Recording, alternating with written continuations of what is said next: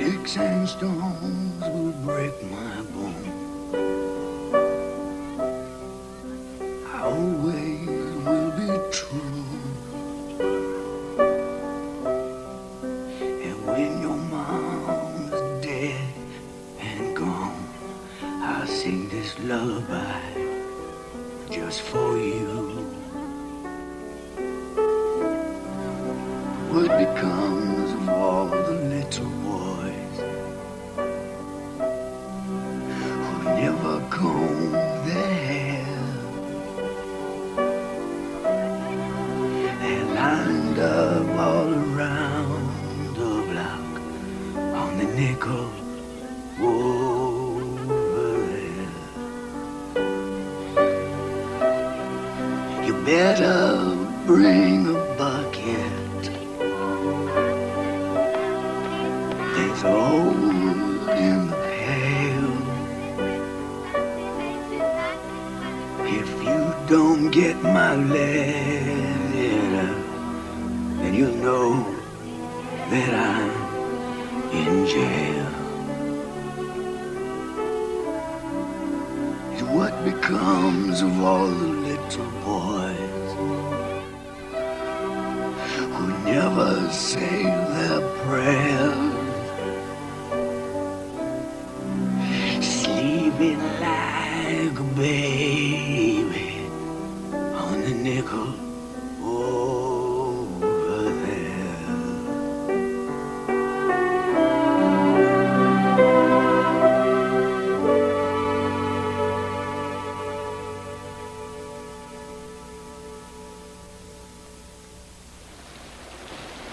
On June 28, 1979, Dr. Nathan Sack of Columbus, Ohio, a well-known surgeon, and his wife, had come to Atlanta for the annual convention of the Association of Nuclear Medicine. They were to be part of Atlanta's 131st homicide of 1979. Give me your handbag. Hurry up.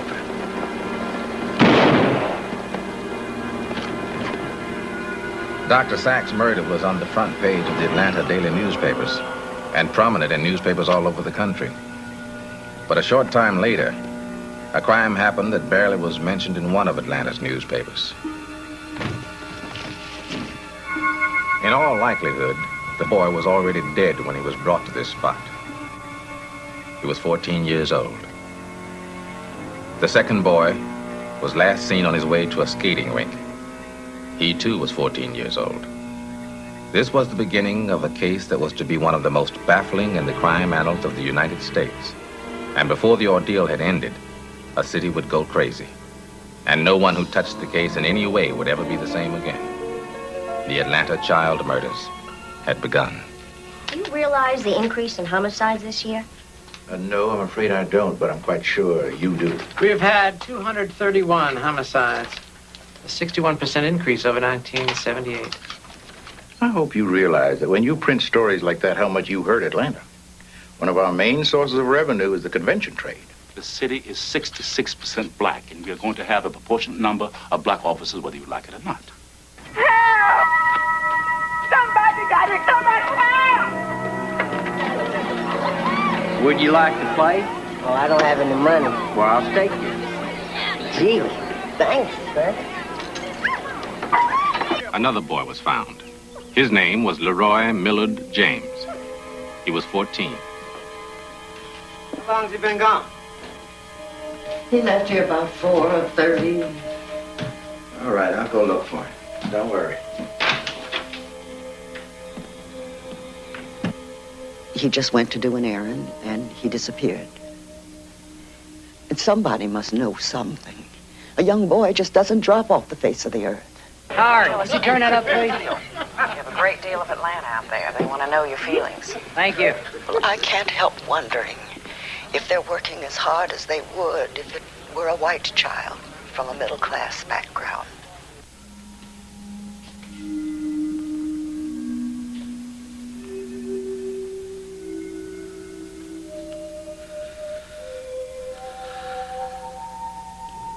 Would there have been a better chance of saving him if they'd done something right away? I don't know. This is a place where black babies hunted down and killed like animals. Oh, shake it, but don't break it. Shake it, but don't break it. Shake it, but don't break it.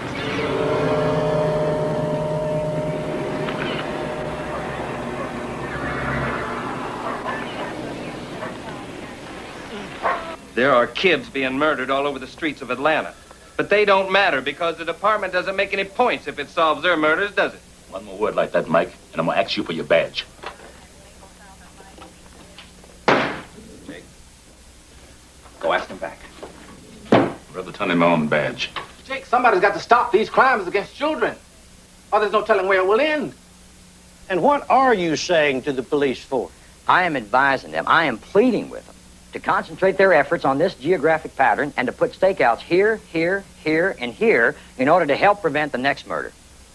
It was the morning of LaTonya Wilson's 7th birthday.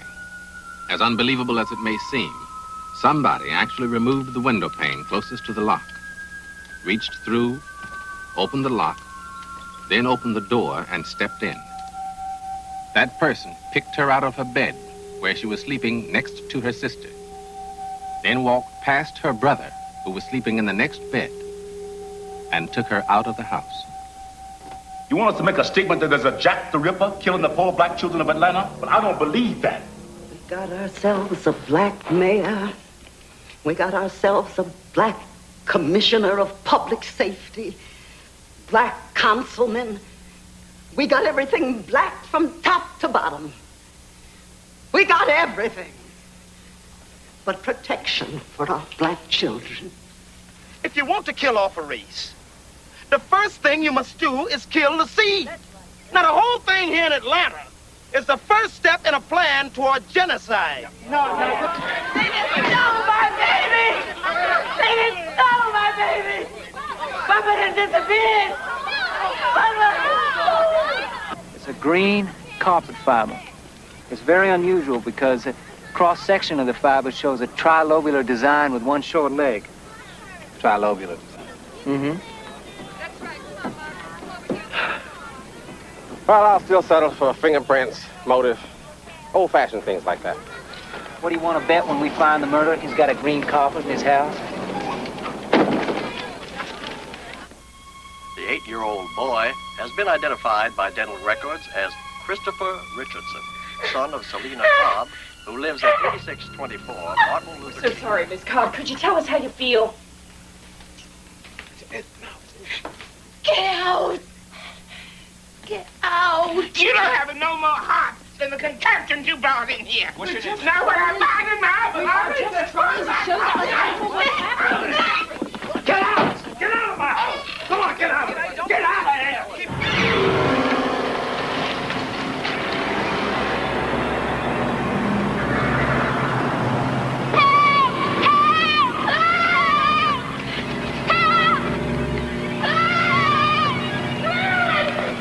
By mid-March, the pattern of deaths changed again. Bodies were being dumped into the river. The body was clad in red bathing-type shorts. Could have been drowning. But I think we have to mark this mechanism unknown. What am I charged with, man? You're a suspect in the case of the missing and murdered children, Chet. You guys are so desperate for a suspect that it's affecting your faculties. And if I wasn't a veteran of 18 years on the police force, I'd be scared as hell right now. Because I know how easily a case can be made to work if there's a need for it. Look, I'm just warning you, Chet. You just stay out of our way. Get on out the case. We had staked out bridges in DeKalb, Fulton, and Cobb counties. I heard a splash.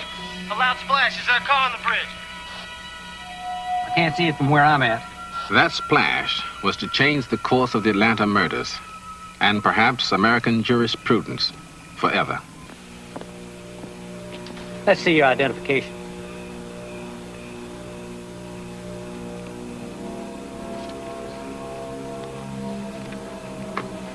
Wayne Williams. That's right. Did you throw a body into the river? Are you crazy? Would you get out of the car, please? Come on. Come on. Get out. Yes, what is it? Come on. Step back Walk here, back will you, there. please? Would you move back there?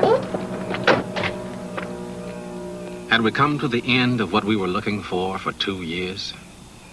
Was this the man who choked the life out of, shot, bludgeoned and drowned 28 human beings? Or was it someone caught in the net of hysteria and the need to bring an end to Atlanta's nightmare? You heard a splash. Now, could it have been a beaver? There are a lot of beavers around here. They splash their tails in the water. It could sound like a body. I know the difference between a beaver splashing his tail and the sound of a body. You do? How? I used to be a lifeguard. This little incident on the bridge here is going to be the talk of the town, the talk of the country. I just hope we're not starting an avalanche of something we can't stop based on a splash. Somebody throwing a body off a bridge that nobody has seen, and the murderer getting back into a station wagon that nobody saw stop. You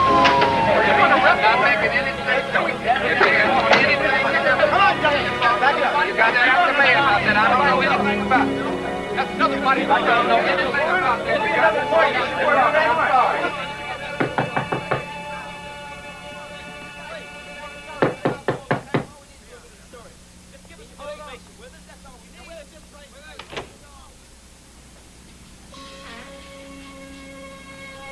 Wayne!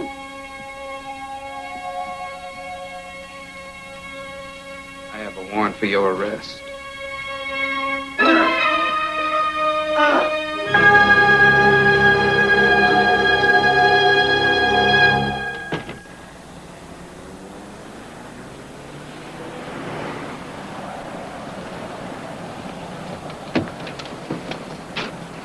Mr. Slayton, just 8 days ago, you said you had insufficient evidence to arrest Wayne Williams. I did. What made you change your mind?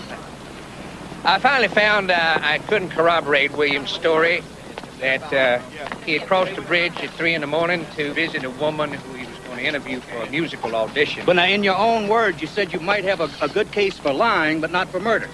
Yes, sir. What about it? Now, I've gone over the fiber evidence with the Georgia Bureau of Investigation and Larry Peterson, and I found it's much more substantial than I had believed.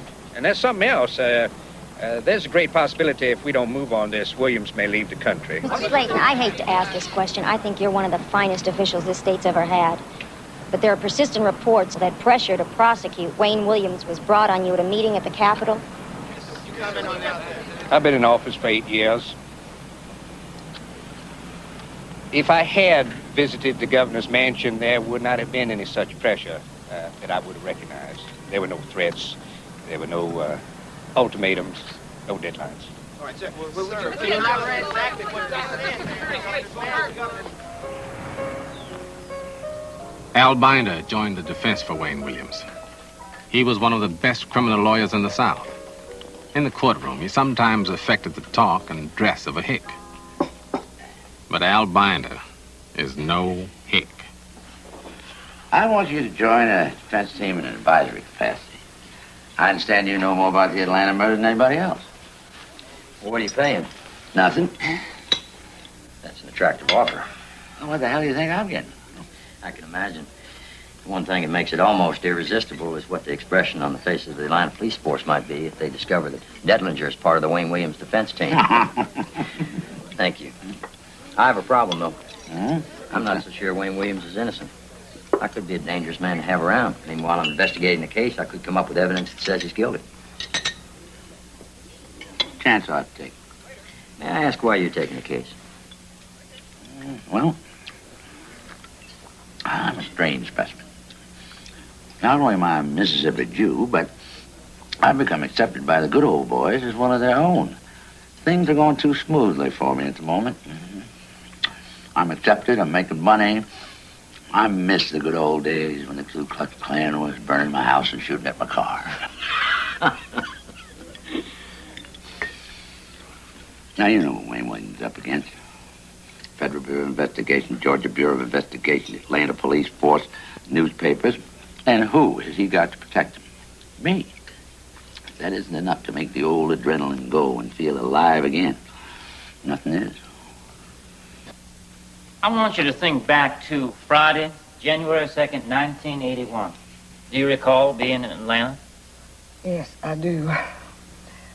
My mother and I went down to the Royal Mattress Company. That's just on the other side of the Stuart Lakewood Shopping Center.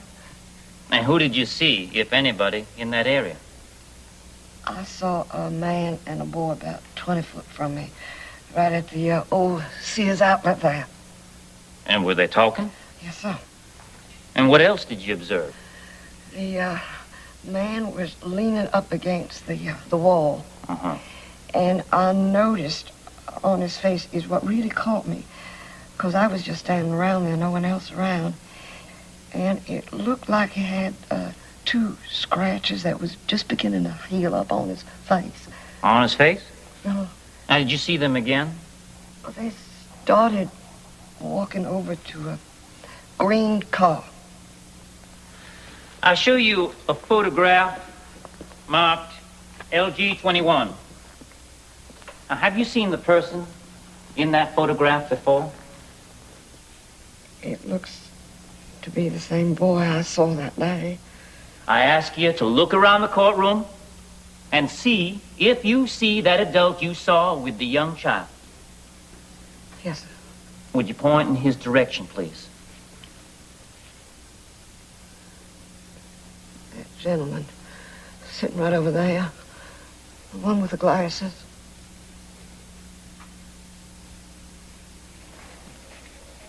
All right, young man. You don't mind me calling you young man, do you? No. You're young, aren't you? How old are you? 15. Yeah. Let me ask you if you saw one of the Atlanta children that was murdered, Luby Gita, on the first weekend of January, 1981. Yes, sir. Did you see someone with him? Yes, sir. I seen Luby Gita get in a car with him. Are you referring to the defendant on trial over here? Yes, sir. Did you see this person later? Yes, sir. He asked me if I wanted a job. Then he asked me would I go with him. Did you do that? Yeah, I got in the car with him. He asked me if I had any money. I said, no, sir. Then he felt down my pocket. He wasn't really filling my pocket. He was filling me. Then he gave me $2, and he drove me down to Pickfair Street. What was around there? Woods, that's all. What happened then? Then he said he had to go to the trunk for something. So I jumped out and ran. This man that rode you out there and fondled you, as you indicated, and gave you $2. Is that the same man that you identified in court here, Wayne Williams? Yes, sir. Thank you. Mr. Binder?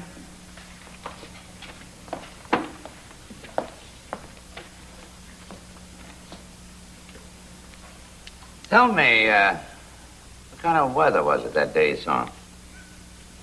I don't remember that. Oh, you don't remember that? Uh-uh. All right, but you do remember the man you saw in that car? I remember the face. I can't forget his face. Oh, you can't forget it? Uh-uh. Did they tell you something good would happen to you if you'd remember his face? I remember the face. I wake up in dreams at night thinking about his face. You do? That's right. It makes me sick. How many times have you been convicted of stealing? I don't want to answer that question. Oh, you'll answer it, son. You'll answer it. Objection. You can't impeach someone with his own testimony. I can ask a witness anything if it's in his knowledge. No, sir, you can't. He's a juvenile. There would not be a record of his conviction. Would you approach the bench?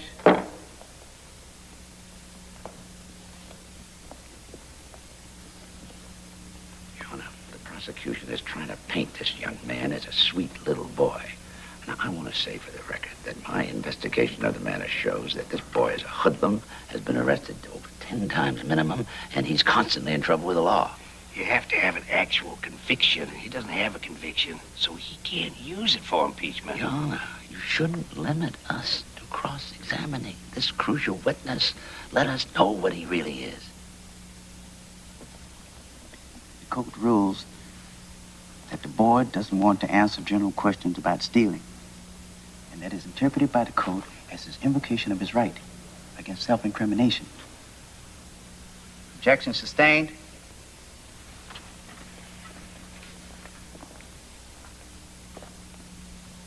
Did you talk to anybody about any money for testifying in this case? No. Now, come on! Didn't you talk to somebody about some money for testifying?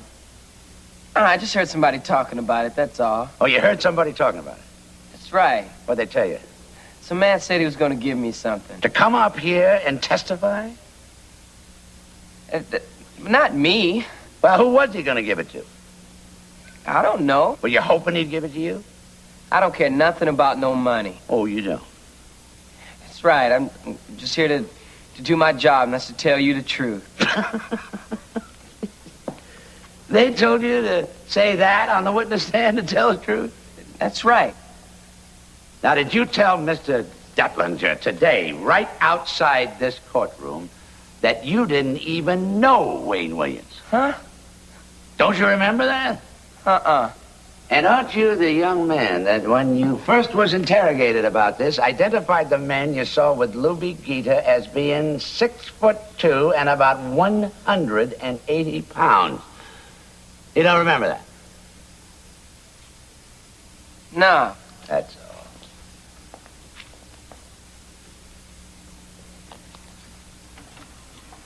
Did you know Nathaniel Cater? Yes, I did. Did you know him by nickname also? I knew him as Silky. How did you know him? I knew him because we worked together through a labor pool right down the street. Did you have occasion to see Nathaniel Cater on the Thursday night before he was pulled from the river? I saw Nathaniel Cater coming out of the Rialto Theater. Was anybody with him? There was a man with Silky, and there were two behind him. How would you characterize them?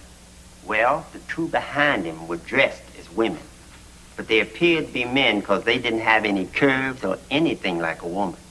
And the one with Silky, they were holding hands. Did you get a good look at this fella that was holding hands with Silky? Yes. Now, I want you to look around the courtroom and tell us whether or not you see this person in the courtroom. Yes, I do. Point him out. Sitting right there. He's with you.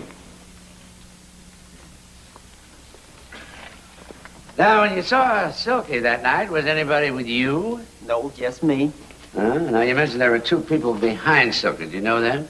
No, I didn't. Did you talk to them? They just kept walking. When you say Silky was holding hands with Mr. Williams, what are you trying to imply? I'm not trying to imply nothing. Were you trying to imply they were homosexuals? I'm trying to tell the jury they were holding hands. Now, you saw Mr. Williams' picture in the paper. You didn't tell anybody about it, the law enforcement officers. Did you feel that Mr. Williams had something to do with Mr. Cater? Yes.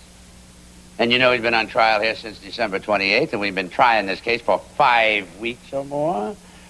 Right. And you didn't come forward and tell anybody that you knew anything bad about Mr. Williams during that entire time? No.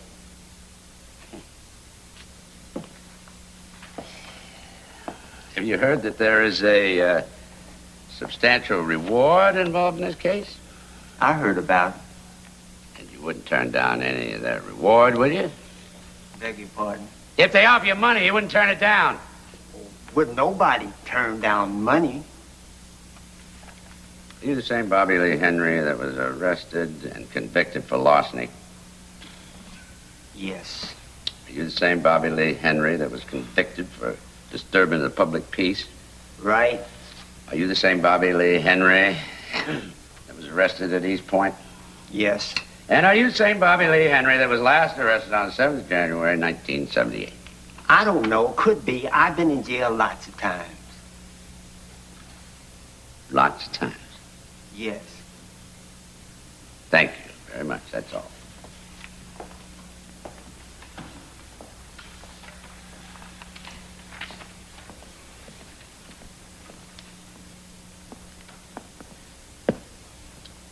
You didn't come forward about this, did you?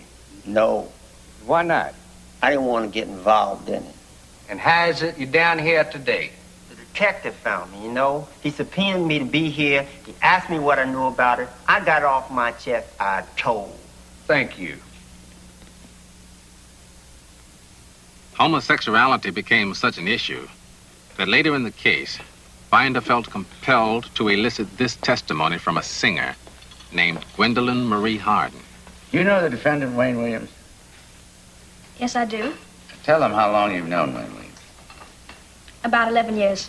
Could you tell me whether he was serious about his music business? Oh, he was very serious. Little lady, I don't want to be personal with you, but I have to be.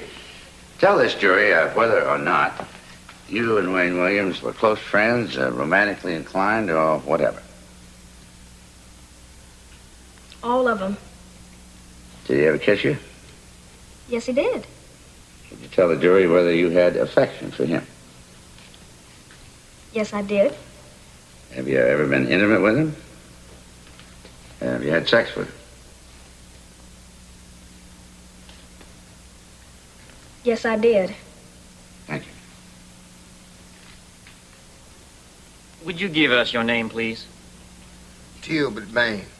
Mr. Bainham, did you know Larry Rogers? Yes. Where was the last time you saw him? It was at George's Food Service. And what happened? Well, Larry came up to me and he said, Breeze. That's my nickname. Cool Breeze. He said, I want to join. He said, me and my buddy over there, you know. Now, did you see his friend? His friend was sitting in the car. He said, that's my buddy.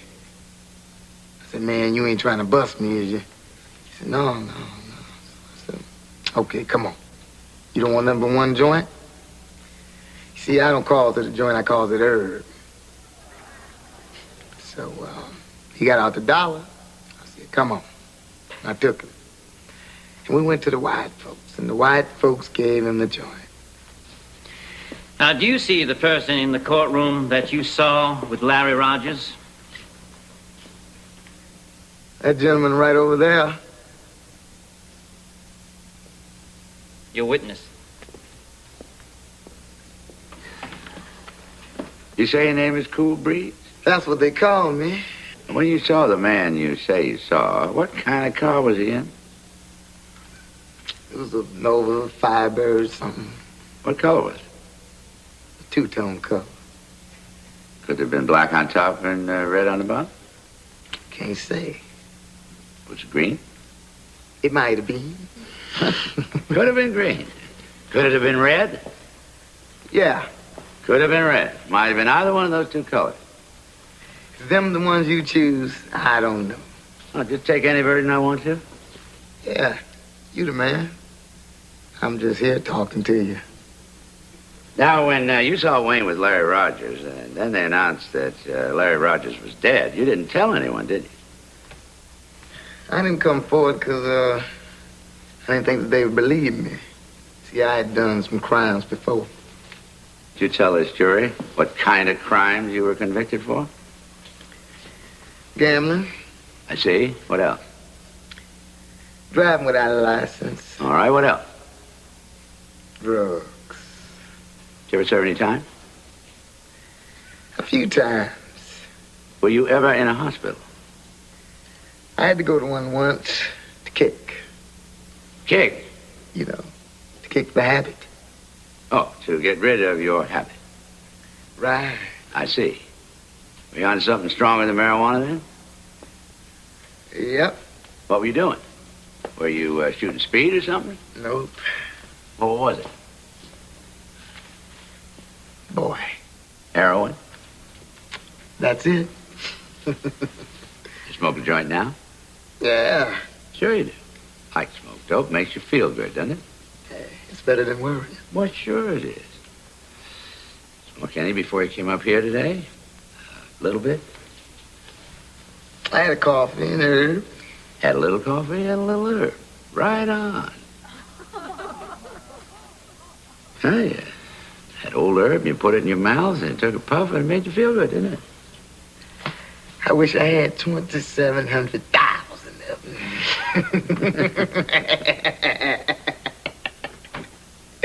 Thank you very much. That's all, Your Honor. Mr. Tolan, where do you work? Southern Ambulance Service. Did you know Wayne Williams during this period? Yeah, I met him at the ambulance service. Now, did you ever have an occasion to see him exhibit his strength? Yes, sir, we got into scuffles at times. Now, you look to be a pretty big fella. Tell us how much you weigh and how tall you are.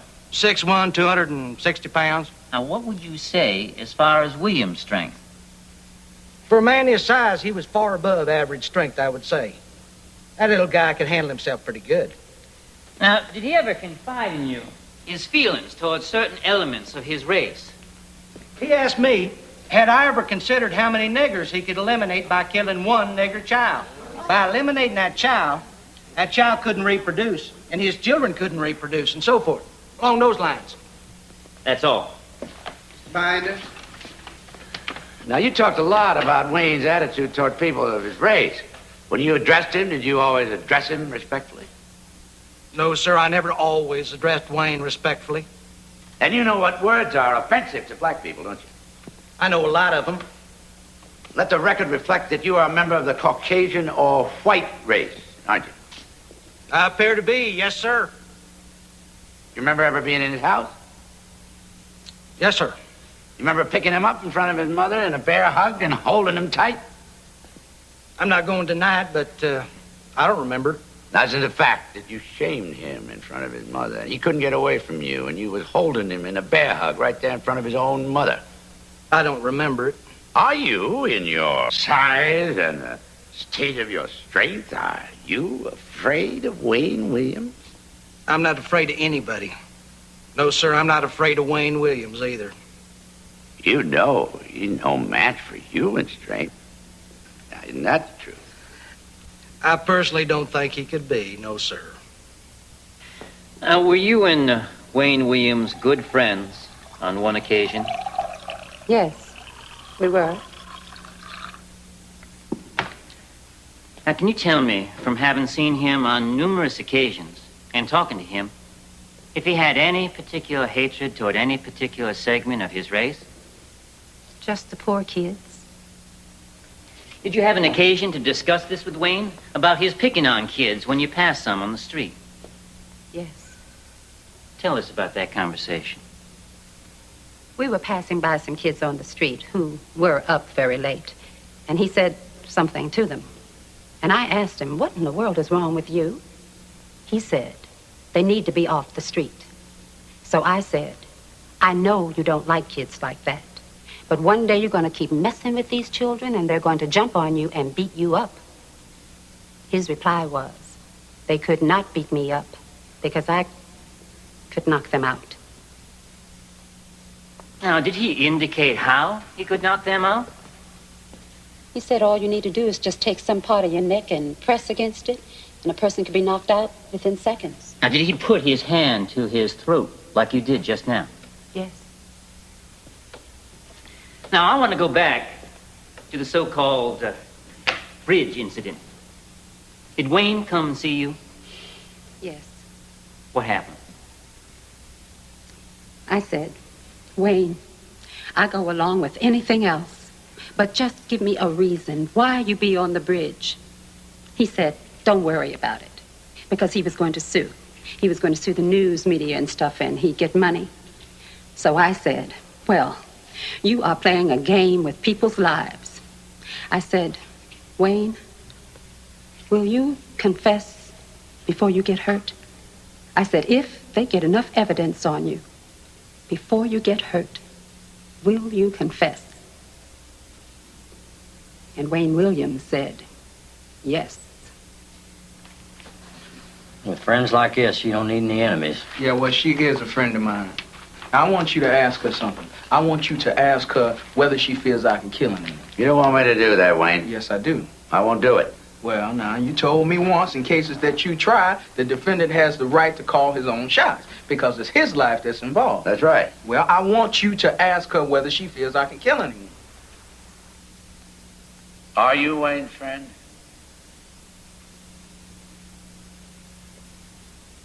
I like Wayne. When Wayne Williams was discovered at the bridge and then arrested, your friendship for him sort of passed away, didn't it? No. You really became ashamed that you even knew him, didn't you? No. It's just that I don't think the people understand that Wayne is weird, and he has a split personality. I think he needs help.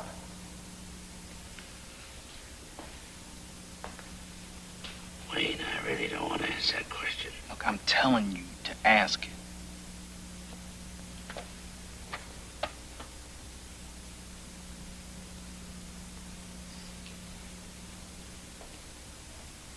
you trying to intimate to this jury that you think Wayne Williams killed somebody? Is that what you're trying to tell this jury?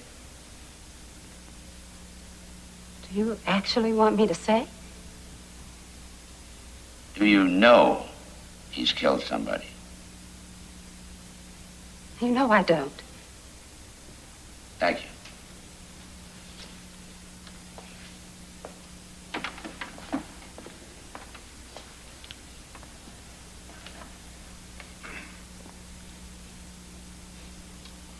Would you like to answer that question now? What question? I believe Mr. Binder's question was, do you think he killed somebody? Are you asking me, do I think Wayne Williams killed somebody? Yes, ma'am.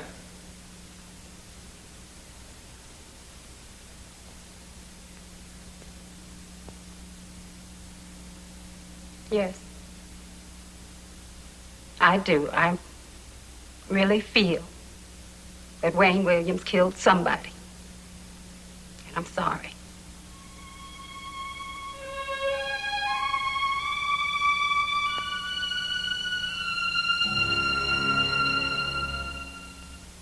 My heart bled for Homer and Fay Williams. For over 40 years, they had been school teachers. Now they were shunned by even their closest friends. How you do? BCD. Mr. Williams, what kind of interest did Wayne develop when he was 12 or 14 years old? Wayne built his own radio station down in the basement when he was 14. Did you have any financial part in that? Wayne had put his heart, time. I had put my money into it.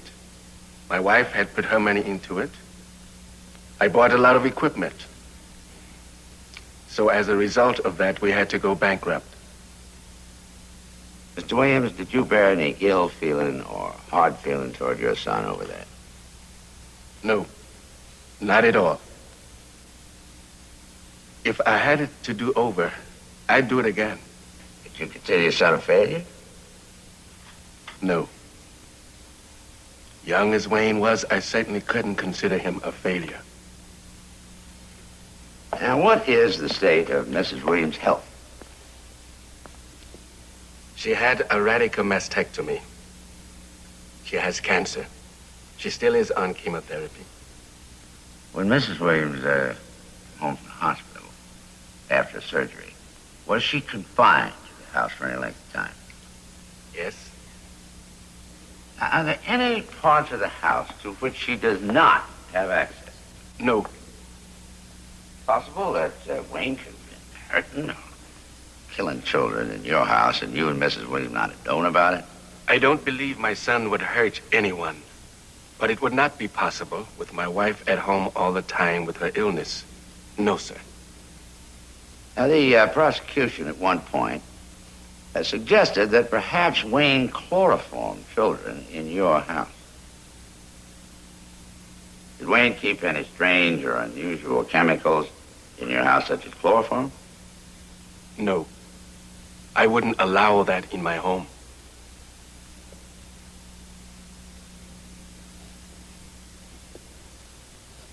I was a teacher in the Atlanta public school system.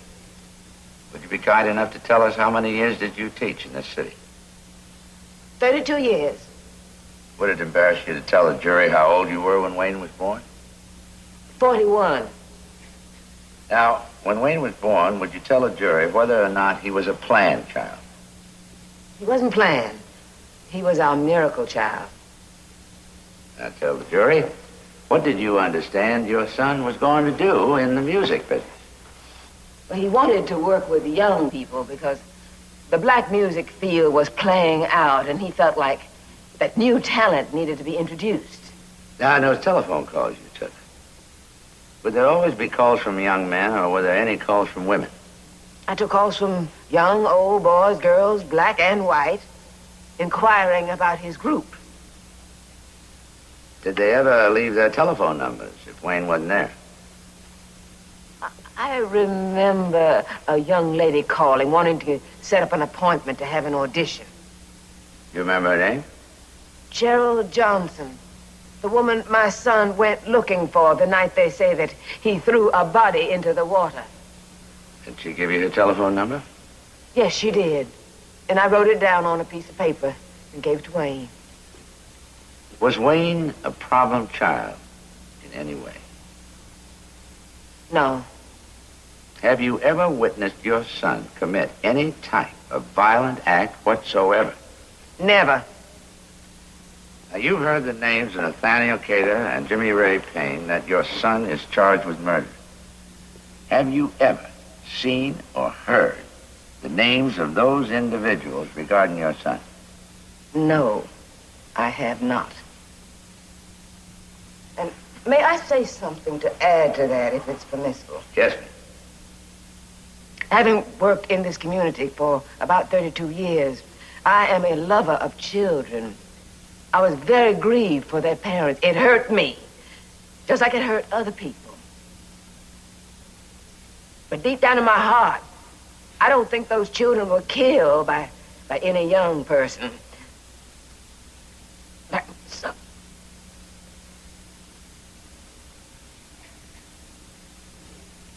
Did you visit Wayne in his home from time to time?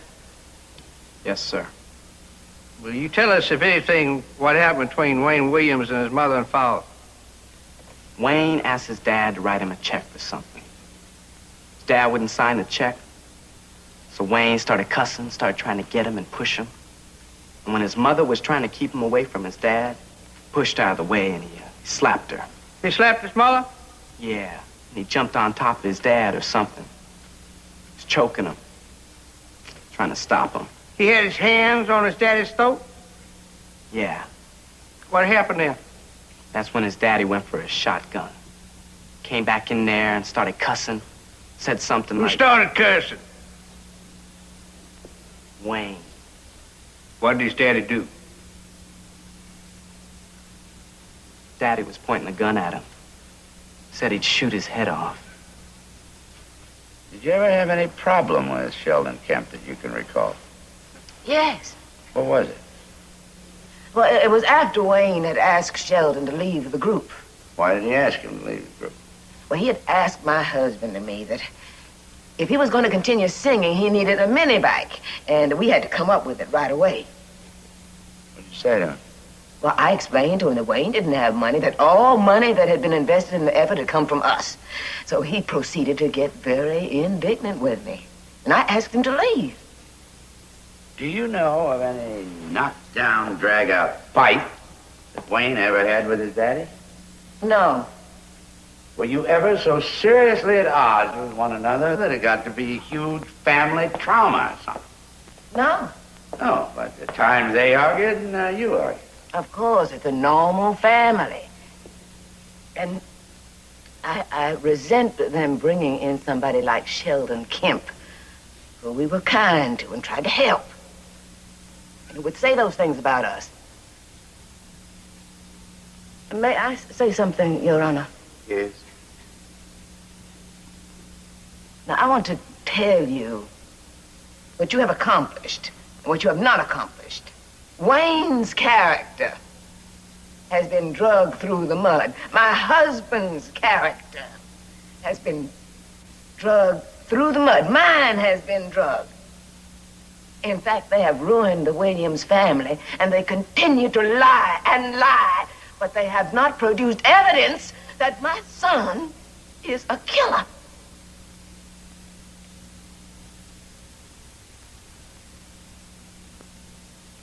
Now, Wayne, you don't mind me calling you Wayne, do you? No. We've been friends over these last few months, haven't we? That's right. I want you to speak out because this is your day in court. I want the jury to hear you. I'm scared. Yeah. Now, somewhere or another during this trial, it's dawned on you that they have tried to depict you as a person who doesn't like poor people. You got that, didn't you? Yeah, I heard that. Now, Wayne, look at the jury and tell me, do you have anything in your heart against poor people? Look, I'm poor myself. I didn't even have enough money to pay you. Look at the jury and tell me whether or not you are a homosexual or have any sexual hang-ups. Now, there ain't no way that I'm no homosexual. No, All right. Now, I mean, I put it like this. I don't have no grudge against them. I mean, just as long as they keep their hands to themselves and stay away from me, I'm all right. Hey, but just don't come near me. All right. Now, the boy was up here and testified that you was feeling it. Yeah, well, he's a barefaced liar. And there was someone come up here and said they saw you and Mr. Cater holding hands downtown just shortly before he died. Now, I ain't been holding hands with no man. You realize that you were charged with the murder of two individuals, Mr. Cater and Mr. Payne. Yes, I do. Now, tell the jury, Wayne, did you ever know either of these two men? I don't know them, and I have never seen them in my life. Have you ever taken your hands and put them around anybody's neck and choked them to death? Never. Have you ever taken a knife in your hand and put that knife into somebody else's body? No. Have you ever taken a rope and put that rope around somebody's neck and squeezed them to death? No, sir. Do you know the deceased Master Jojo Bell? No. Do you know Patrick Baltazar? No, I didn't. If I went down the list of every young person of the 10 patterns the judge let in, including Nathaniel Cater and Mr. Payne, would your answer be the same? Look, I haven't killed anybody. Now, Wayne, before I turn you over to the prosecution for cross-examination, is there anything I haven't asked you that you want to say to this jury? Look, I know that I have not done anything wrong. That's all. Go witness.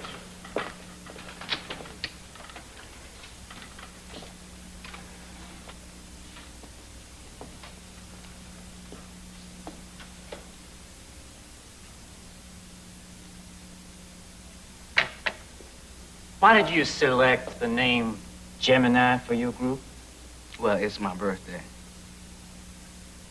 Or does it have another significance? Well, every birth date has a significance. I mean, if you believe in horoscopes, yeah. It means duels or twins, doesn't it? Like Jekyll and Hyde. No. Is this the evidence that you're threatening to unleash against me, Mr. Mallon? Now, Mr. Henry testified that he saw you holding hands with Nathaniel Cater. Do you have any idea why he would come in here and lie about that? Well, in the first place, he ain't see me holding hands with no man, mister. Because I done told you I don't hold hands with no man nowhere. Why did you do it then? With the reward as high as it is in this case, I'd probably get out there and lie myself. You ever threaten your father with violence? No. You never assaulted him, choked him? As big as my daddy is, no.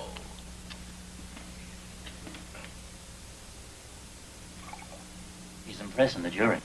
I know it. I can feel it. But I can't shake him, Louis. You shake him? It don't call you blood mallet for nothing. Well, I'm not getting much blood now. Well, you'll do it. Just take your time, Jack. Keep him on the stand. I don't care if it takes days. I don't care if it takes a week. You know, this little man has got a high opinion of himself. He'll do everything to protect his own high estimate of himself. Ask him about those record deals. Ask him if he's really a pilot. Ask him if he considers himself a failure.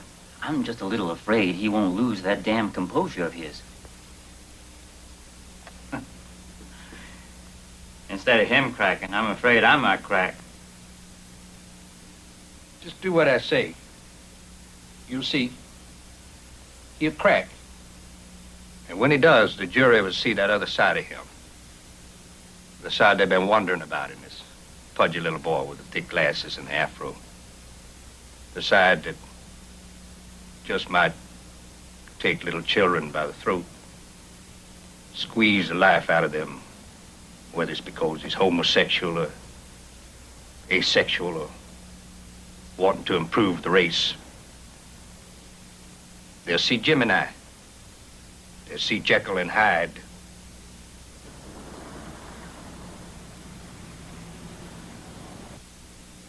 How do you think it went? I think it went fine. Wait, now you sound like you don't think it went fine. No, you did very well. But? Well, you were fine. You were articulate. You even had a sense of humor. But what's missing is... What, man? What?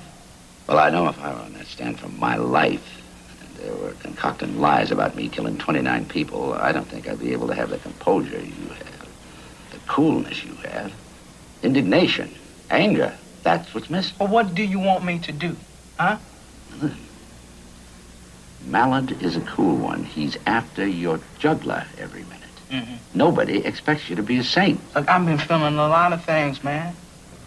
Hey, I just didn't know whether or not I should express them. Express them. I want him to see a real human being up there. I want him to see the real Wayne Williams.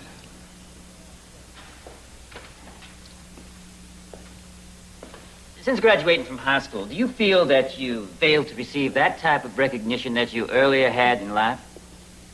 A lot of people have gotten attention. You felt because you had a radio station while you were still young, a teenager, that you were destined for great things? Look, you got a profile on who you believe done these killings in Atlanta, and you are trying your best to make these folk think that I fit into that profile. And part of your profile's got to do with attention. Hey, well, hey, I'm not gonna sit here and aid you in doing that. What else is in that profile? You published it in the newspaper. Why don't you just pull your newspaper and read it? Don't you feel that you need attention? I just answered the question. Isn't it true that you've been gaining publicity from the first day you became a suspect? Yeah, it's true, but I didn't want it. And why did you hold a press conference on June 4th? Now, isn't it true that at least you fit the profile of being a person who needs attention? Isn't it true that this was your center stage, that this was your challenge of a lifetime? You must be a fool. Isn't it true that you consider this whole thing a contest between you and the police? No. Mr. Williams, were you playing cat and mouse with the police? Look, I don't have any intention of playing cat and mouse with anybody. You have harassed me, you have harassed my parents, my friends, and everybody else trying to put your little 2 bits worth of mess together. In fact, in your news conference, you bragged about it, didn't you? The point was, it was the sloppiest surveillance that there ever was. I mean, even a 2-year-old child could have made them. You were proud of that, weren't you? No, I wasn't. As a matter of fact, hey, it makes you all look stupid, not me. In your news conference, you said, I made them probably in the first hour or two. Did you say that? I certainly did. You were proud of that, weren't you? No, I wasn't. Do you remember the question asked you? You tend to laugh when you talk about the police. Do you remember that? I sure did laugh at him. Yes, sir. And you replied, I would say, if I had to make comparison, I would compare the FBI to the Keystone Cops and the Atlanta Police to Car 54. Where are you? I sure did, and I will say it again today.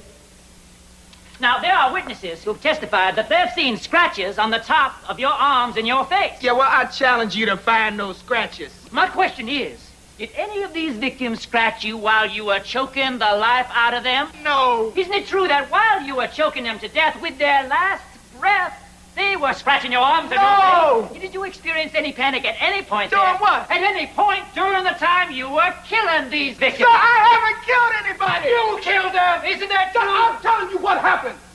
I'm not lying about knowing any of these victims. I feel just as sorry for them and their families as anybody else in this world. I didn't want to see this happen. As a matter of fact, hey, I'm 23 years old. Who knows? I might have ended up one of those 10 persons out there. That's all. Thank you.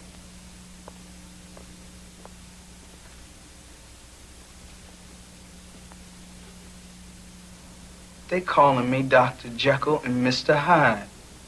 Sorry, Wayne. Jekyll and Hyde. It's not Al's fault. He didn't tell you to call Mallard a fool. No, at first I was too cool. And nobody could be that cool. The next time you have a client who's on trial for his life, Mr. Binder, don't tell him to show his real feelings.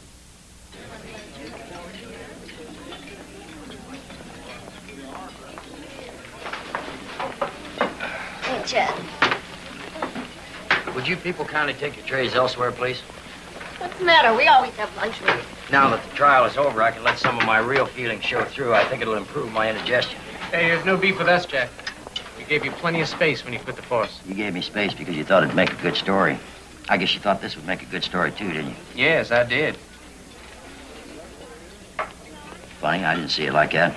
Maybe you and I went to 2 different trials. What'd you see? This young man was perfect for you from the beginning, wasn't he? Nobody can relate much to an oddball like Wayne Williams. He may very well be guilty, and then again, he may not. I'm saying I don't honestly know. I've been a cop for 18 years, and I've helped put people behind bars for the rest of their life, and I still don't know if they're guilty for sure. But you people never bother to entertain doubts like that, do you? Come on, he's guilty as hell. You're so sure of that? Of course I am. What was the motive? What was the motive, Jerry? Come on, you're so damn sure of yourself. What was it? He found fame at 14. From then on, his life was downhill. He needed attention. Downhill? He was 21 when the murder started. You trying to tell me his life was downhill at 21? What the hell were you doing at 21? He was a homosexual. He used those kids. Nobody ever proved he was a homosexual. And even if he was, and he did use them, why would he kill them? No, I think it's just the opposite. I think he hated homosexuals, and he was punishing them because he was afraid of the homosexuality in himself. He was washed up at 21. He was a homosexual. He hated homosexuals. He killed to improve his race. Boy, there's something there for everyone, isn't there? What are you so angry about? There were things to write about in this case. I mean, really important things. Like the lack of attention given to homicides of poor minority kids. Like the use of pattern. Like the use of the fibers and whether it really is substantial when there is no supporting evidence. Things that could affect the judicial system for years to come. But none of these things will be dealt with, will they? No. Because the rest of the world thinks you people know what the hell you're writing about. And that this was the case of the black, mad, homosexual killer with elements of the appeal of every prejudice, superstition, and hang-up in our contemporary society. I don't know whether you people are unimaginative, uninformed, or just plain stupid.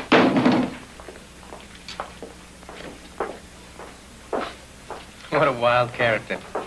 He's been involved so long with this case, he's finally gone off the deep end. I don't know. I'm not very proud of the way we covered this case. Are you? I told Wayne Williams to get on that witness stand, and it was his day in court, and to say it like it is. Now, Mr. Slayton don't like the way old Wayne talked to you. Blame me. Because I told Wayne Williams he is as good as anybody. Now, they are talking 12 murders and inferring 29, and what have they got to offer? Gossip, innuendo, sneers. Your mama cooks for you, doesn't she? As if something's wrong with that. You know all about the streets of Atlanta, don't you? Well, of course he does. He lives here. He was raised here. Haven't made much money yet, have you? I'm 23 years old and you're still living at home. Listen, folks. If that makes a man guilty of murder, then I'm guilty of murder because I lived with my mama and daddy till I was 25. The prosecution then said, well, we'll call him a homosexual. Prosecution takes a little blood every cut. And if you bleed a man enough, he soon dies. But there was no evidence he was a homosexual. They then stated he was a bigot and wanted to improve the race by killing black children. Ladies and gentlemen, if he's that insane, he belongs in an insane asylum, not in a courtroom. But that isn't all of it. Oh, no. They would have you believe that he has supernatural strength. Enough to pick up a body which is dead weight, lift it over a rail completely, without leaving any skin whatsoever, and without the body showing any evidence of any scrapes or scratches on it from that rail. They tell you that this boy performed a great feat of strength. This pudgy, fat little boy And I'm calling you boy because you're about the same age as my son. Get up. Get up! Go over there to that jury.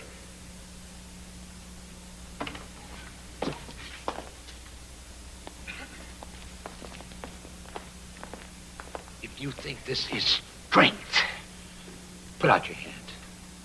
Let them feel them. Feel his hands. Go ahead, feel the palms. But look at them. Touch them.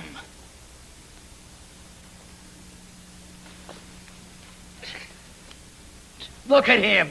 There is no muscle there. If you don't believe it, touch him. And he's not sinister either.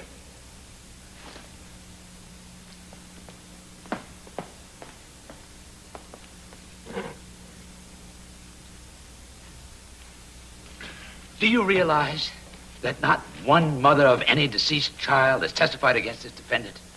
Do you realize that Mrs. Payne has not testified against this defendant? She didn't even know Wayne.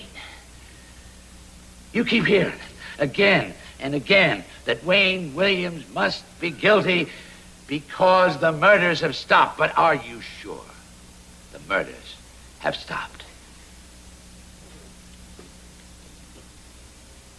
We have requested the full facts, but we have been denied the full facts. We know that little black girls are still being murdered.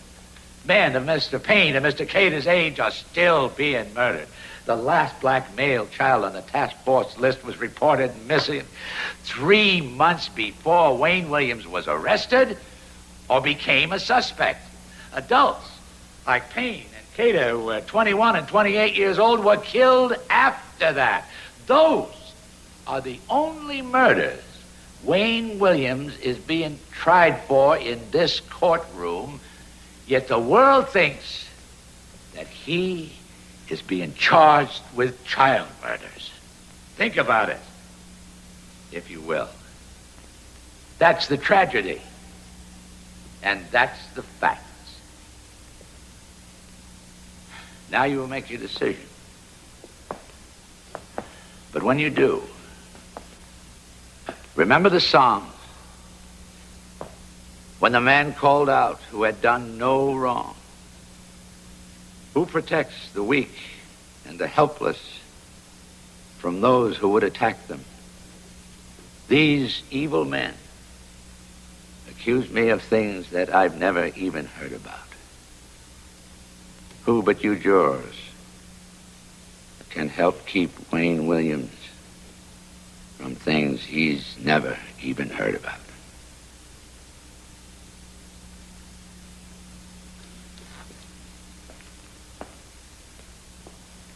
I told you from the beginning that this case was not going to be presented for the gallery, but for you, the chosen citizens of our community.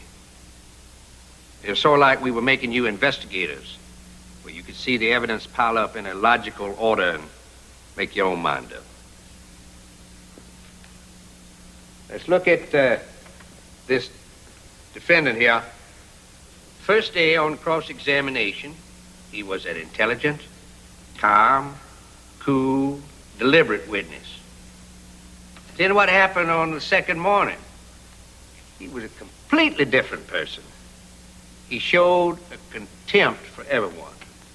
He showed a rage and explosion within him to do battle with his interrogator. He let the curtain down on the second day. I knew sooner or later that you would see that other personality come out. A Jekyll and Hyde. The last killing done by the defendant on trial, Wayne Williams, was May 21st, 1981. There have been no murders in June or July, August, or September, October, November, December, or January or February of this year. None. Why? We've been with him. Either we've had him under surveillance, he's been in custody, that's why. I won't tell you some of the names of the witnesses that would have to have lied in this case. The defendant said they did. Freddie Jacobs had to lie. Campbell had to lie. Gilliland had to lie. Margaret Carter, Bobby Tolan, Robert Henry, Sharon Blakely, Sheldon Kemp, and well, this goes on and on. Well, some of us don't think they all lied.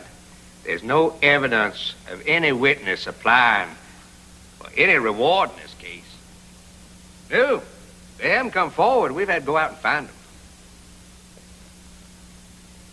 I suppose you could say that the mother and father would lie for their son. Well, I'm not sure that Mr. and Mrs. Williams aren't scared to death of him. I think they'd do anything he said do. 14 years old, whatever he was at the time, center of attention, then bankruptcy. Everybody said how smart he was. Gifted at an early age, and then he couldn't duplicate it. And the people he's killing and he has killed, they're not any more successful than he is, and they haven't had a chance in the world. But the FBI he compares to the Keystone Cops. And the Atlanta police to Car 54, where are you? He wants to outwit them. It took a stupid person to drop Cater's body from James Jackson Parkway. Just 'cause he'd cased it and see anybody, 'cause we had them hid. Call 54, Keystone Cops got him. He's failed again. Failed again. But the Atlanta police force, they took heed for months. They kept on doing their job the way the good policemen do their job. Steady. And things come out. I want to suggest to you, when you start thinking about sympathy in a case like this, that it's time that someone starts thinking about these poor victims buried as a result of the same psychopathic killer. Wayne Williams is not in the community now. You will be responsible for putting Wayne Williams back in the community. It won't be us. It's going to have to be you. What were his words? Doing away with one black male child, doing away with inferiors. Attila the Hun, Adolf Hitler, Idi Amin from Uganda, and Wayne Bertram Williams. Master race, doing away with inferiors.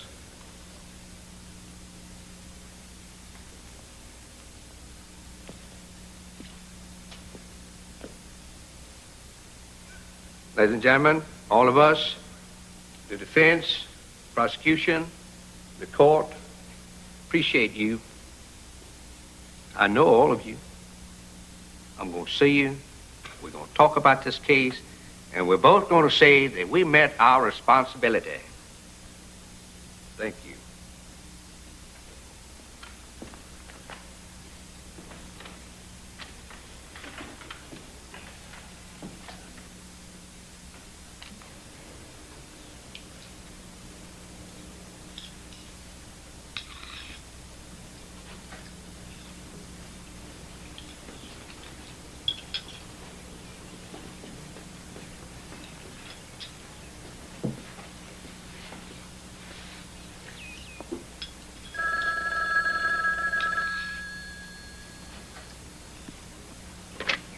Hello?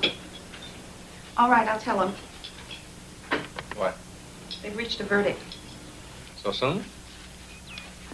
What do you think it means? It means acquittal. Whenever you reach a verdict this quickly, a complicated case like this, usually acquittal. I'm concerned about what we're going to do with Wayne. We take him through the basement. I have the department alerted. I can get him out of here all right, but where he goes from there, I don't know. I can have your men. I'll take him on the plane when they're back to Mississippi. He can stay at my house till things cool down. Well, as soon as they come in with that verdict, I want to get him out of the courtroom as quick as I can. It's all in your hands. We'll do everything we can to cooperate. If I can help, let me know. They're coming in.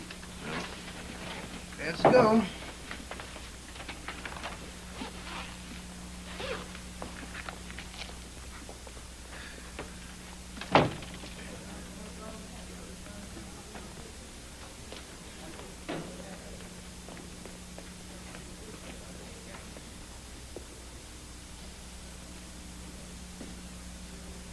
foreperson of the jury please stand? Has the jury reached a verdict on each of the 2 counts? We have, Your Honor. You please examine the verdict to make sure that it has been signed and dated. Yes, it has. Mr. District Attorney, will you receive the verdict? Yes, sir.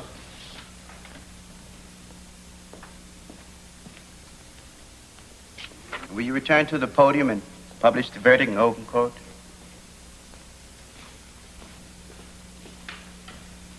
Your Honor, the verdict from the jury. We, the jury, find the defendant, Wayne Bertram Williams, guilty on count number 1. We, the jury, find the defendant, Wayne Bertram Williams, guilty on count number 2. Would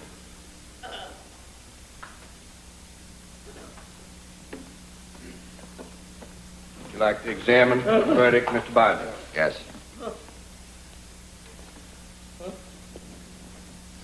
Mr. Williams, will you stand in front of the podium and face the court?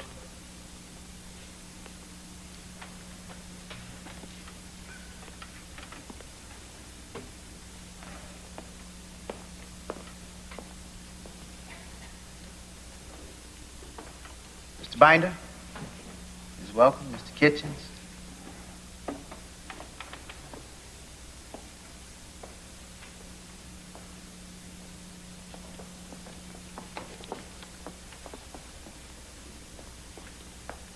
I want the defendant's father, Mr. Homer Williams, to come forward and stand with his son.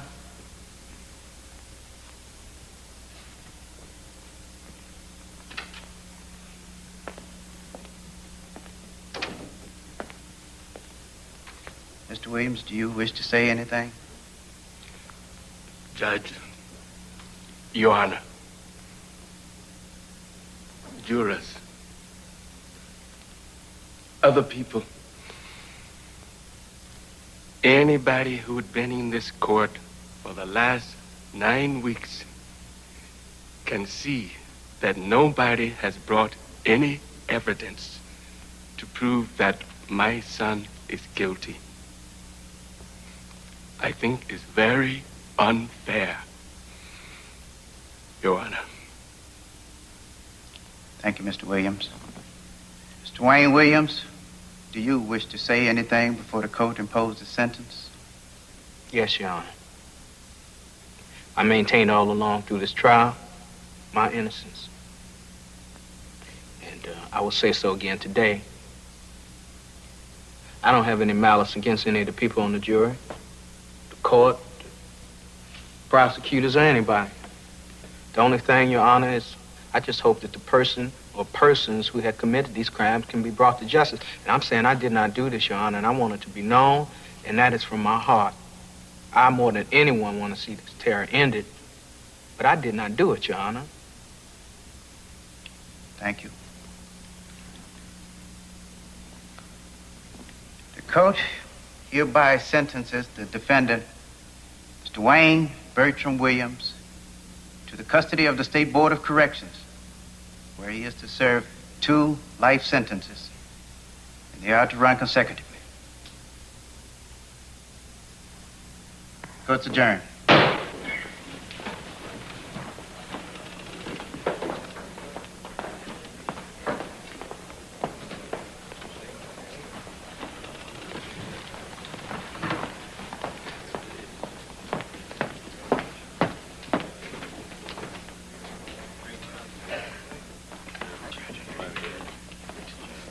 Lewis Slayton.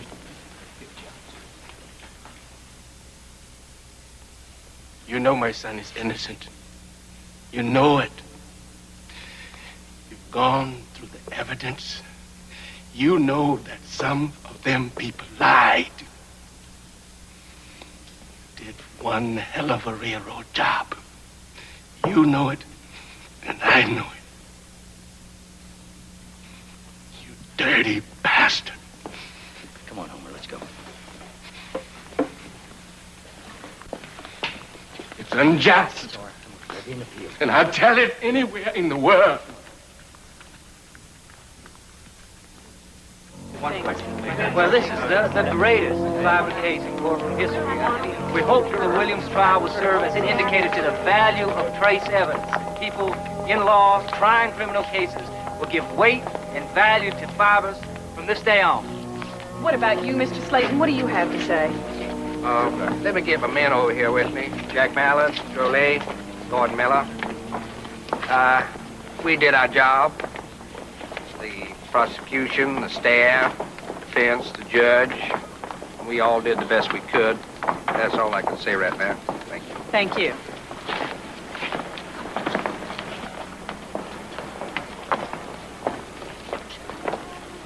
Al, you did a good job. Not good enough. I didn't get him off. You know, Al, this is the first case I ever tried where I didn't know the where, the when, the why, or even the how.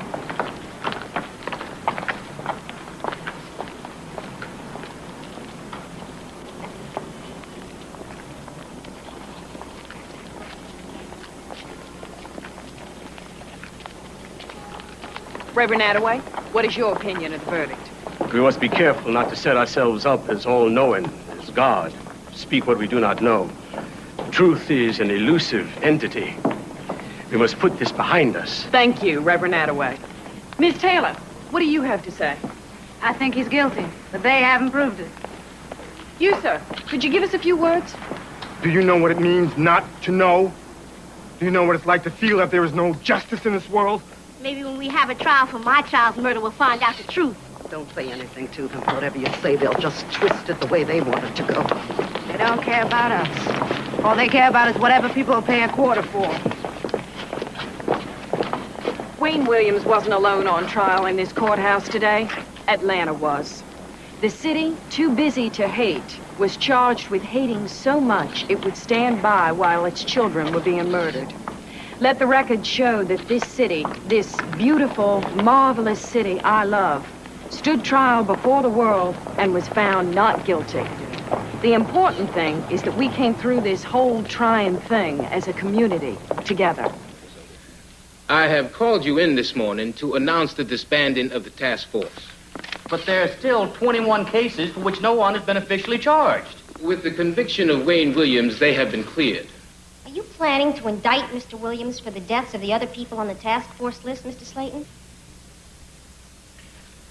We have cases here that we do not have enough evidence to convict, but we have sufficient evidence to mark them closed. I don't quite follow that, Mr. Slayton. What I'm saying is, there's no point in putting the city through the expense and pain of another trial. Our children's lives ain't worth a trial. Is that what they saying? Only been 48 hours since the verdict was in, and already they've closed the books on all our murdered children. Always before, I was looking for some kind of justice.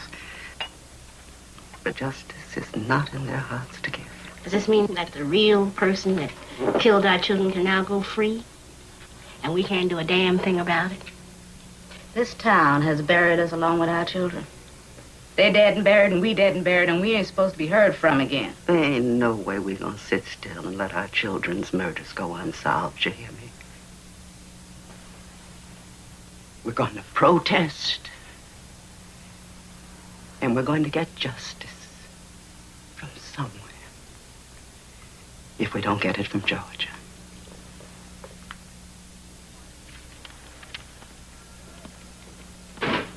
Casey said that you asked for the files on the child murders. That's right. Then, a jury of 12 people found that he was guilty. That's all we got, the jury system. The case is closed. Slayton says there's no point in putting the city through the pain and expense of another trial. What about the parents? How would you feel if it were your kids? Would you be able to sleep nights? You're going to destroy yourself, Ben. I tried to tell you that, but you won't believe me. Jake. Do you remember the march we took from Selma to Montgomery with Dr. King? Do you remember what we were thinking? What we talked about? What was the most important thing? Wasn't it the kids to come? Wasn't that the most important thing? That we were going to spare them the pain we had? We were going to give them a better world? Or what kind of life have we made for them? You can have my badge, Jake. This case won't be closed for me until I open a door that says once and for all Wayne Williams was guilty, or he was a sacrificial lamb on the altar of the good name of Atlanta.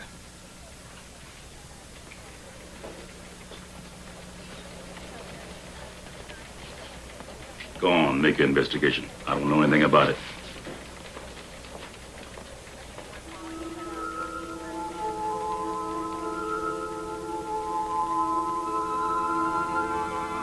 There they were in front of me. The faces I had seen in those snapshots before they were found dead. The faces of all those children whose murders aren't worth a trial.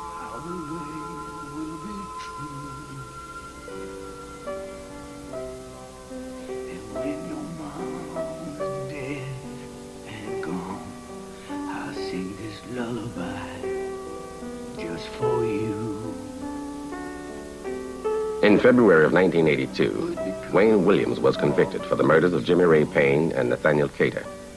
In December of 1983, the Georgia Supreme Court denied the appeal for a new trial. In March of 1982, the task force investigating the deaths of 28 children and the disappearance of one other was officially disbanded. To date, these cases remain unsolved.